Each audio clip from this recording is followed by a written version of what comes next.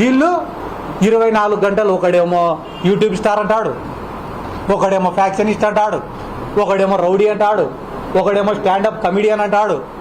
ఏంది ఇన్ని పాత్రలు పోషిస్తానా నేను?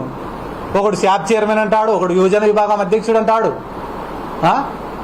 ఇవన్నీ అయిపోయిన తర్వాత సరే కుక్కలు మురుగుతుంటాయి, మాట్లాడకూడదు, నేను పిల్లోడికి న్యాయం చేయాలని పోరాడినా, అంతకుమించి మాట్లాడకూడదని అనుకున్నాను నేను. కానీ దురదృష్టవశాత్తు నిన్న టీజీ వెంకటేష్ గారు మాట్లాడినారు. 75 ఏళ్ళు 80 ఏళ్ళు వయసు ఉంటుంది ఆయనకి. ఎవరికి?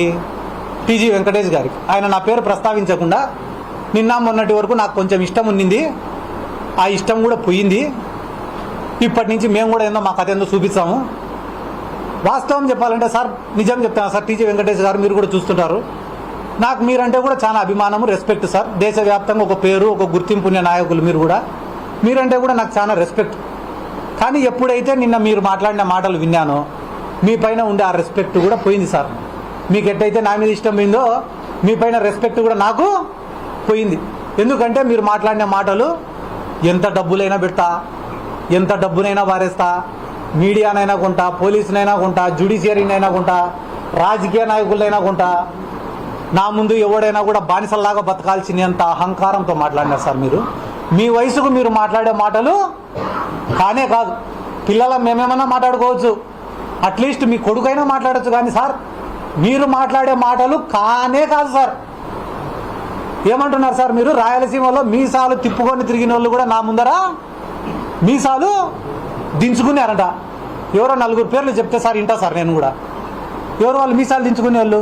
బైరెడ్డి రాజశేఖర రెడ్డి, మా కాడసాని రాంభూపాల్ అన్ననా, లేకుంటే మా ఎదురూరు విష్ణు అన్ననా, లేకుంటే కేఈ ప్రభాకర్ గారా? ఎవరు వాళ్ళు మీసాలు దించుకునే వాళ్ళు? ఎవరు సార్? పేర్లు ఉంటాయి కదా, చెప్పచ్చు కదా పేర్లు కూడా. అంత మాట అన్ని వాళ్ళు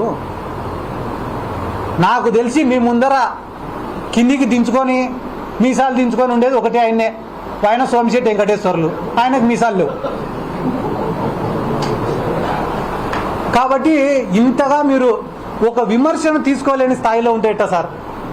టీజీ భరత్ గారు ఈరోజు రాష్ట్రానికి మంత్రి సార్. ఆయన ఒక రాష్ట్రానికి మంత్రి ఏం చేస్తున్నాడో తెలుసా సార్? ఈరోజు కర్నూలులో ఆయన సోషల్ మీడియా, ఫేస్బుక్లో, ఇన్స్టాగ్రామ్లో ఆయన పైన ఎవరైనా కామెంట్లు పెడితే